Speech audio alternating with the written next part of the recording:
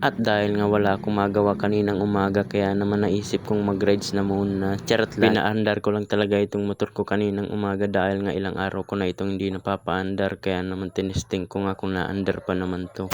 Dahil nga simula nung nadisgrasya kami at dinala ko nga ito dito sa probinsya ay bihira ko na nga ito mapaandar. At ito nga si mama ay tiningnan nga itong gasgas ng motor ko. Bali dito lang naman kasi ang gasgas nito sa may parting ulo at saka yung preno sa unahan. Kaya naman pinainit ko na nga ang makina nito at saka tinesting ko nga yung mga ilaw nito kung nagana pa talaga. Buti na lang talaga nagana pa lahat, parang walang nangyari Bali nga madumi pa ito sa ngayon dahil nga hindi ko pa nga ito nalilinisan simula nung dinala ko ito dito sa probinsya. Nung pagbiyahe kasi namin noon ay naulan-ulan talaga kaya naman talaga madumi talaga ito. Medyo mahina lang naman talaga yung patakbo ko noon kaya lang naulan-ulan at madulas nga ang daan. Hindi naswertihan, umislide nga kami. At kung hindi nga dahil doon sa bubog ay hindi naman talaga kami i-slide. Kaya lang hindi sunerte kaya naman nangyari na nga ang hindi inaasahan. Kunti nga lang ang gasgas ng motor ko ako naman nga ang nagrabe ang gasgas. Kaya nga hanggang ngayon hindi pa ako makalakad ng maayos dahil nga hindi pa natatanggal ang tahi sa paa ko. Ngayon nga pala ang schedule ng pagtanggal ng tahi sa paa ko kaya naman sa ngayon naghihintay nga ako ng service namin dahil nga yung kapitan namin dito sa barangay ay luluwas nga ng bayan kaya naman makikisabay na nga lang kami. May sasakyan kasi sila na jeep. Medyo malayo-layo kasi kami sa bayan kaya naman pagluluwas talaga ay kailangan nakasakay. Kaya naman nakisabay na nga lang kami sa jeep ni kapitan. Pwede naman sana magmotor pa bayan kaya lang medyo malayo, matatagtag yung paa ko. Hindi pa nga ako makasakay ng maayos sa motor dahil nga hindi ko pa nagagalaw ng maayos ang paa ko dahil nga may tahi pa, bawal daw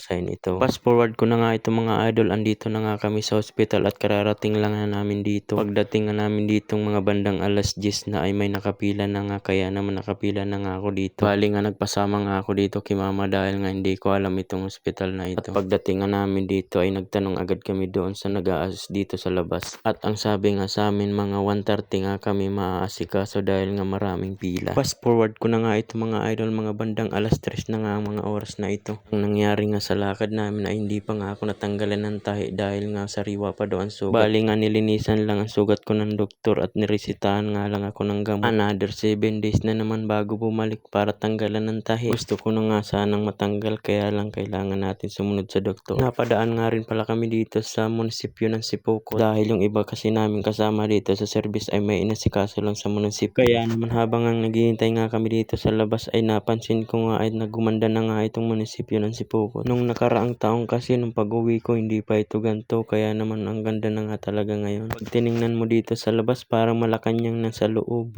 At dahil nga dumating na yung kasama namin kaya naman nagbiyahe na nga kami dahil nga 1 oras pang biyahe namin. Simula dito sa bayan hanggang doon sa barangay namin.